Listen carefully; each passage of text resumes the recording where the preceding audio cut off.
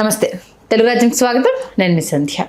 అంబటి రాంబాబు ప్రస్తుతం అంటే తెలుగు రాష్ట్రాల్లో సుపరిచితమైన నేత.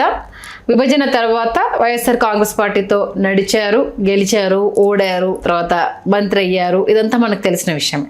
బట్ మొన్నటి ఇన్సిడెంట్తో ఒక్కసారిగా అంబటి స్టార్డమ్ పెరిగిందా అంటే పెరిగింది అనే చెప్పాలి. అంబటి హీరో అయ్యారా, హీరోని చేశారా? ఎందుకంటే ఆయన జైలు నుంచి విడుదలైన సందర్భంలో బయట జరిగిన రచ్చ అంటే 100 కార్లతో ఊరేగింపు కావచ్చు, ఆయన కోసం ఎంత దూరమైనా వెళ్తాము అంటే ఆయన సామాజిక వర్గం చేసిన హంగామా కావచ్చు, ఈ 2 రోజులుగా చర్చనీయాంశం అయిపోయింది. మరి అంబటి హీరో అయ్యారా లేకపోతే హీరోని చేశారా తెలుసుకునే ప్రయత్నం చేద్దాం. చరిత్రకారుడు, రాజకీయ విశ్లేషకుడు చిలాగ శ్రీకాంత్ గారు మనతో ఉన్నారు. ఆయన మాటల్లోనే. శ్రీకాంత్ గారు నమస్తే అండి. నమస్కారం సంధ్య గారు. మామూలు రచ్చ కాదు, జైలు నుంచి విడుదల అయిన తర్వాత అంటే తమ నేతకు ఇంత పెద్ద సంఘీభావం తెలిపారు అన్నది 100 కార్లతో.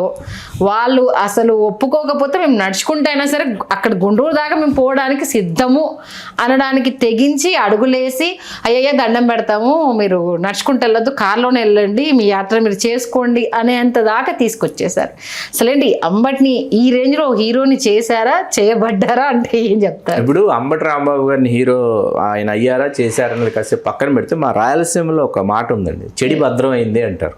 ఓకే, అలా ఇప్పుడు ఏం చేశారంటే పాపం అదేదో వైఎస్ఆర్సీపీ ఏమైందంటే అదేదో 11 స్థానాలకు పరిమితమై చావు తప్పి కన్ను లొట్టపోయి మన్నుతిన్న పాములాగా పడుంటే దాన్ని ఏం చేశారంటే వీళ్ళు వెళ్ళి కాదు నువ్వు మన్ను తిని ఇలా పడుకోకూడదు, నీకు పాలు పోసి నిన్ను పెంచి పోషిస్తాము, నువ్వు మళ్ళీ తిరిగి నువ్వు నీ విరాట్ స్వరూపాన్ని చూపించని చెప్పి వీళ్ళు దాన్ని తయారు చేశారనమాట. అంటే శ్రీకాకుళం నుంచి చిత్తూరు వరకు ఏదో నిద్రావస్థలో ఉన్నటువంటి వైసీపీ శ్రేణులందరినీ యాక్టివ్ చేసేసారు వీళ్ళు. ఒకసారి యాక్టివ్ ఎలా చేసేసారంటే రాంబాబు గారిని తీసుకెళ్ళి అసలు ఇప్పుడు ఆయన చూస్తేనే వృద్ధసింహం మనకు అర్థం అవుతుంది, 70+. ఆయన 89లో ఆయన సుప్రసిద్ధ న్యాయవాది, వాళ్ళ నాన్నగారు అంబటి ఆంజనేయులు గారు, ఆయన సుప్రసిద్ధ న్యాయవాది. ఆయనే ఈయనంతా కంచుకంఠ స్వరంతో వాదించి మాట్లాడి వాదనా పట్టింపుతో గెలుస్తాడు. అటువంటి వాదనా పట్టింపు ఉన్నటువంటి వ్యక్తి. ఇటువంటి యువ నాయకుడిని యువజన కాంగ్రెస్లో ఉన్నటువంటి ఈ యువ లాయర్ని ఆయన చూడాలనుకున్నారు శాసనసభలో. ఆయన కళని నెరవేర్చారు. 89లో అయిపోయింది. 94, 99 వరుసగా ఓడిపోయారు. ఓడిపోయిన తర్వాత ఏమైంది, నియోజకవర్గం లేదు, అసలు వెళ్ళాలంటే నియోజకవర్గం లేదు అంబటికి. అటువంటి పరిస్థితుల్లో ఆ తర్వాత మీకు 2004 రాజశేఖర రెడ్డి గారితో కలిసి పాదయాత్ర. అందరూ ఎవరైనా ఊహిస్తారు కదా రాజశేఖర రెడ్డి గారితో పాదయాత్ర తర్వాత కాంగ్రెస్ పార్టీ వచ్చేస్తుందన్న సమయంలో కూడా రాజశేఖర రెడ్డి గారికి లేదు కష్టం, వద్దు, కంటెస్ట్ చేయకు, ప్రశాంతంగా ఉండని గెలిచిన తర్వాత ఏపీఐఏసీసీ చైర్మన్ 1కి 2 సార్లు 2 టర్మ్స్ చేశారు ఏపీఐఏసీ చైర్మన్. అయిన తర్వాత వైకాపాలోకి రావటం, ఆ తర్వాత వైకాపాలో జగన్మోహన్ రెడ్డి గారితో కొనసాగటం. మనకి 19 ఎన్నికల్లోనే గెలిచారు ఆయన. 14 ఎన్నికల్లో కూడా 1000 ఓట్ల లోపు తేడాతో ఓడిపోయారు ఆయన సత్యంపల్లిలో. మనకి 19 ఎన్నికల్లో గెలిచారు. 24 ఎన్నికల్లో కూడా హోరాహోరీ పోరండి. ఆయన చాలా భారీ తేడాతో ఓడిపోతారంటే భారీ తేడాతో ఏం ఓడిపోలా, చాలా నెక్ టు నెక్ ఆయనకి కన్నా లక్ష్మీనారాయణ గారి. సరే అయిపోయిన తర్వాత ఎవరన్నా ఏమనుకుంటారు, ఏముంది ఎమ్మెల్యే ఒకసారి, ఆ తర్వాత ఏపీఐఏసీ చైర్మన్, మళ్ళీ ఎమ్మెల్యే చేసి 2.5 సంవత్సరాలు మంత్రి చేశారు, అధికార ప్రతినిధిగా కొంతకాలం గొంతు వినిపించారు. అయిపోయింది రాంబాబు గారు. ఇప్పుడు సత్తెనపల్లి నుంచి మళ్ళీ తీసుకొచ్చి కాసేపు గుంటూరు అన్నారు, గుంటూరులో కాసేపు గుంటూరు, ఈసారి సత్తెనపల్లి కాదన్నారు, గుంటూరుకు వచ్చారు. గుంటూరుకు వచ్చిన తర్వాత మళ్ళీ గుంటూరుకు అది ఏదో చెప్పారు. ఆయన అలాగ ఉన్న వ్యక్తిని ఒక్కసారిగా ఏంటంటే తీసుకెళ్ళిపోయి జైలుకి తీసుకెళ్ళటం, అరెస్ట్ చేయటం, ఇవన్నీ చేయటం, ధ్వంసం చేయటం, వీటి వల్ల ఇప్పుడు ఆయన వెలుపలికి వచ్చిన తర్వాత ఏంటంటే అక్కడ 100 కార్లతో గుంటూరు బయలుదేరటం. యువజన వైఎస్ఆర్సీపీ రాష్ట్ర అధ్యక్షుడు జక్కంపూడి రాజా గారు, ఆయన 2వ పర్యాయం రాష్ట్ర అధ్యక్షుడు, ఆయన 100 కార్లతో ర్యాలీ. ఈ పోలీసులు ఏం చేశారు, వాళ్ళ పాటికి వాళ్ళ మానాన్ని పోలిస్తే వెళ్ళిపోయేవాళ్ళు. వీళ్ళు ఆపేసి కాదు మీకు పర్మిషన్ లేదు అంటే, సరే అయితే మేము ఇక్కడి నుంచి గుంటూరు నడుచుకుంటూ వెళ్తాం, కాసేపు దిగి నడిచారు. ఆ నడవటం కూడా వేలాది మంది, అసలు వెళ్ళేవాడు పోయేవాడు కార్లో. అదే సేమ్ అంటే 100 మంది ఎందుకు అని వాడు క్వశ్చన్ చేస్తాడు. ఒకటి గన్ను పెట్టుకొని పోయి బెదిరించింది, ఒకసారి సీన్ చేసుకో అంటాడు. అదే 100 మంది 100 గన్లు పట్టుకొని ఒకసారి అటాక్కి వెళ్ళారంటే ఊహించుకు ఎలా ఉంటుందని అంటే ఆర్ఆర్ ఇచ్చేసి ఓ రేంజ్లో చూపిస్తారు చూడండి, సేమ్ యాస్టిస్ అదే జరిగింది. అదే చేశారు. గుంటూరు వరకు ఇప్పుడు 100 కార్లతో ర్యాలీ. ఇప్పుడు ఏంటంటే వైసీపీ శ్రేణులందరూ యాక్టివ్ అయిపోయారు. ఎంత యాక్టివ్ అయిపోయారంటే వాళ్ళు ఇప్పుడు అసలు తేల్చేసుకోవాలి, ఇంకా ఏదైతే అది అయిపోయింది అనేటటువంటి ధోరణిలోకి వచ్చేసారు. అంబటి రాంబాబు గారిని ఇప్పుడు అయిపోయింది అన్నట్టు దాని ఆయన సంక్రాంతికి చేసినటువంటి పాటే దీని అంతటికీ కారణం. కూటమి వచ్చిందని చేసిన డాన్సే ఇప్పుడు వీటన్నిటికీ కారణం. కాకపోతే ఏంటంటే దానివల్ల అక్కడ దాకా బాగుంది ఆ డ్యాన్సు, సంక్రాంతి సంబరాలు రాంబాబు గారు అక్కడ దాకా ఏంటంటే అదొక టోన్లో ఉంది. అది ఆ టోన్ ఏం చేసేసారంటే వీళ్ళు ఆ ఫీల్ గుడ్ టోన్ని కాస్త వైల్డ్ టోన్లోకి తీసుకెళ్ళిపోయారు.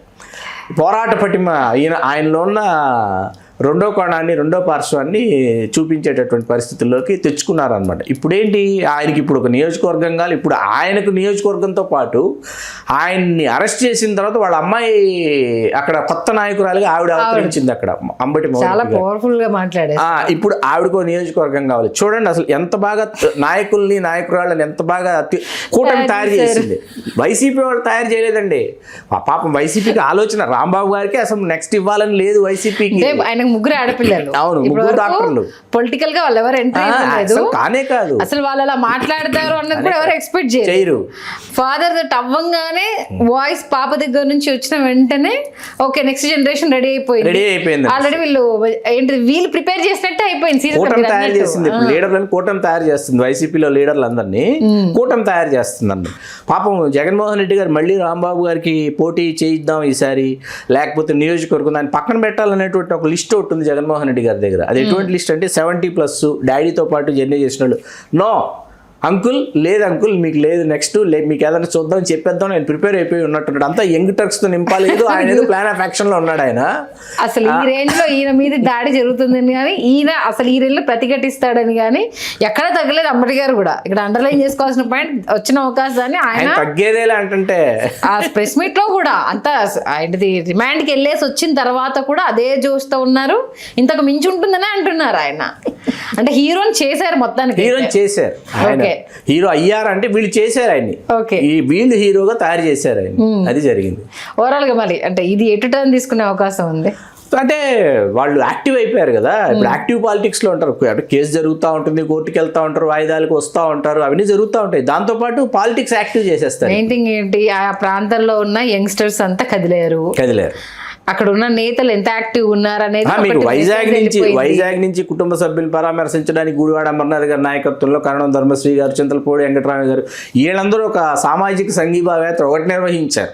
అవును, పార్టీ పరంగా ఒకటి ఈ శ్రేణులందరూ ఇప్పుడు ఒకటి 100 కార్లతో ర్యాలీ ఒకటి. జక్కంపూడి రాజా గారు ఊరుకోరు కదా, రామ్మోహన్ రావు గారు అబ్బాయి మజాక్ అనేది ఈ ఒరిజినల్ జక్కంపూడిని బయటికి తీసుకొచ్చాడు ఆయన. ఇప్పటి వరకు ఒక్కొక్కరి విశ్వరూపాలు వీళ్ళు తెగిస్తే ఎలా ఉంటుంది అన్నది కూటమికి తెలియకుండా తయారు చేస్తుంది. వీళ్ళలో ఆ తెగింపును చాలా క్లియర్ గా బయట పెట్టారు. ఇది వైఎస్ఆర్సీపీకి ప్లస్ యాక్చువల్ గా. అయితే మైలేజ్ వచ్చింది ఏంటి మన కోసము అంటే మనం పార్టీ అంటే రన్నింగ్ లో లేకపోయినా ఇంతమంది మన కోసం ఉన్నారు, వైఎస్ఆర్సీపీ కోసం ఆలోచిస్తున్నారు కాబట్టి మనం సీరియస్ గా వెళ్ళాలి అనేది అధినేతకు మరో ఆలోచన కూటమి తీసుకొచ్చేసింది. మొత్తానికి అంబటిని మాత్రం హీరోని చేసేసారు కంప్లీట్ గా. చూద్దాం మరి ఈ కాపు పాలిటిక్స్ ఏ టర్న్ తీసుకుంటాయో, మరి పుట్టుకొస్తున్న కొత్త రైతులకు సంబంధించి అధినేత ఎలాంటి నిర్ణయాలు తీసుకుంటారు అన్నది ఇదో రసవత్తరమైన టాపిక్. నిజంగా మీరు అన్నట్టుగా ఈ వారసుల గురించి కూడా మనం మాట్లాడదాం శ్రీకాంత్ గారు నెక్స్ట్ వీడియోలో. చాలా థ్యాంక్స్, మంచి విశ్లేషణ అందించారు. ధన్యవాదాలు సంధ్య. హలో, తెలుగు రాజ్యం ఛానల్ చూస్తున్నారా? సామాజిక రాజకీయ జీవన చిత్రణే తెలుగు రాజ్యం. అతిశయోక్తులు అసత్యాలు ఉండవు. రాజకీయ కోణం కాదు, ప్రజా కోణమే కొలబద్ద. తెలుగు రాజ్యం వీక్షణ మీ ఉత్తమ అభిరుచికి నిదర్శనం.